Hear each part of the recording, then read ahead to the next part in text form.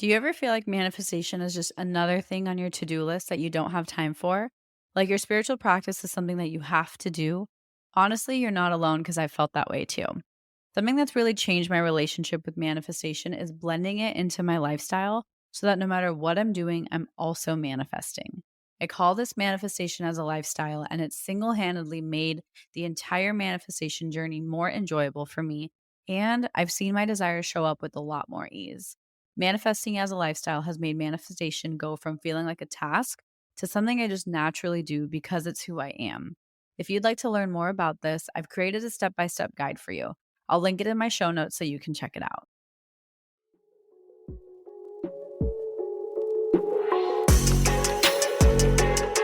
Hey, love, welcome to Affirm It Express, the mini series within the podcast that's all about giving you a quick spiritual boost. In each episode, I'll share affirmations or a quick tip to help you stay in your best energy. So let's get to the good stuff and affirm it together.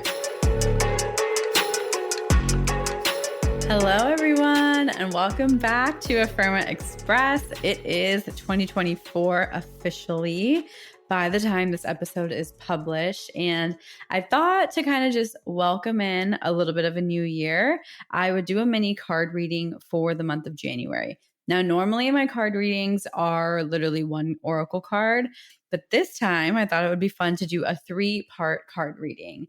So this spread is called Summon the Divine, and it's based off of the chakras. So we have a root chakra card, a heart chakra card, and a crown chakra card.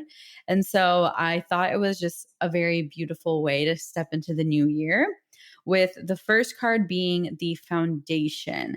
This card is going to represent the grounding by which you navigate core fears, habits, and stuckness. And it can also point to the state of your primary relationships, families, community, or lovers. The second card we'll be doing is the heart. This archetype is currently residing in the heart. This card will tell you a deep longing, calling, or conflict that's at the center of all centers within your psyche. Without knowing and spending time with the energy within the heart, one can never be satisfied. So the second card is kind of where we want to spend some more time focusing on. And the third card is for the crown, the archetypal energy for the divinity within. This card represents the part of you that wants to reach beyond the self towards heaven. The card may show what's blocking this ascension, or it can give you an idea of how you can serve the world. So I've already set some intentions and pulled the 3 cards for the root, the heart, and the crown. And the deck that I'm using is called the Archetypes Guidebook.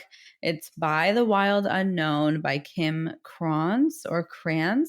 And I bought this deck years ago, and I only recently started resonating with it. And now it's honestly one of my favorite, most transformational decks that I lean on. So let's dive into the cards we pulled, and I'll share a little bit about my interpretation of them as I find the meaning. Okay, so the first card we pulled is called Genosis. It looks like Genesis, but there's no E. I might be pronouncing it wrong.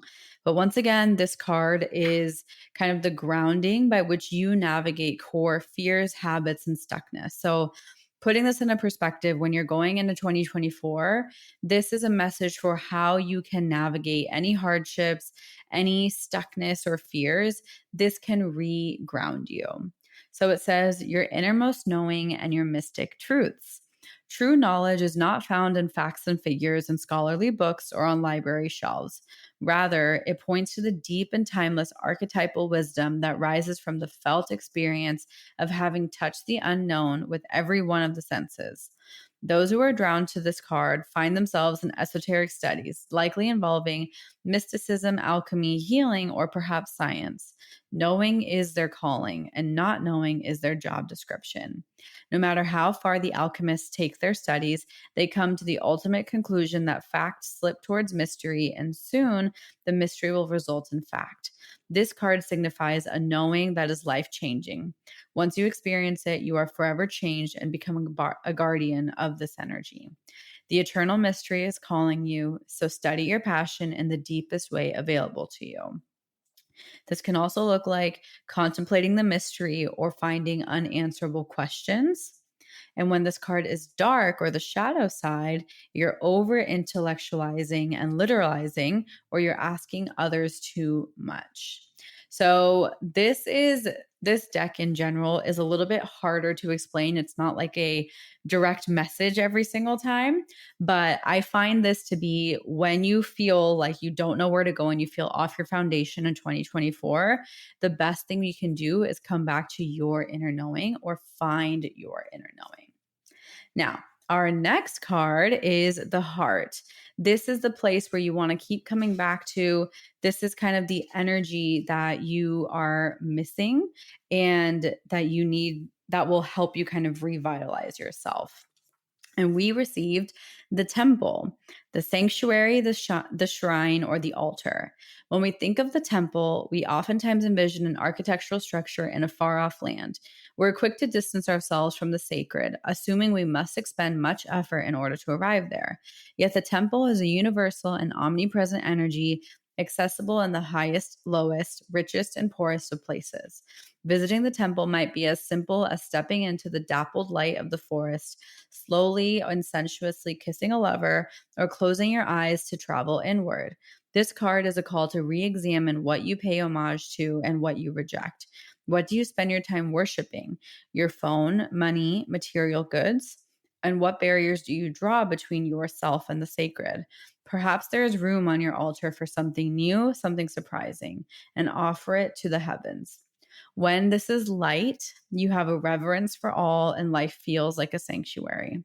When this is dark, you get into a strict spiritual state, a little bit culty and a little bit idealistic. So I think this is a really powerful card as we step into 2024, reminding that we are all spiritual beings and we don't have to go super far to kind of reset and feel the kind of safety and sacredness of a temple. It can be right within. We don't have to overcomplicate spirituality. That's my very quick interpretation of it. And lastly, we have the crown chakra. And this is kind of our connection to the divinity within and how can we either serve the world or what's maybe blocking us. And the card we got, which has been such a theme for me personally, is the creator, the artist, the alchemist, the innovator. The creator, the first archetype in the trio of existence, is not intimidated by darkness or by lack. They know that from the void, creation inevitably emerges. With meager, minimal, and outlandish materials, the creator reveals a new image. They make the empty room resonate with healing sounds. They can generate bounty from a seed that others tossed away.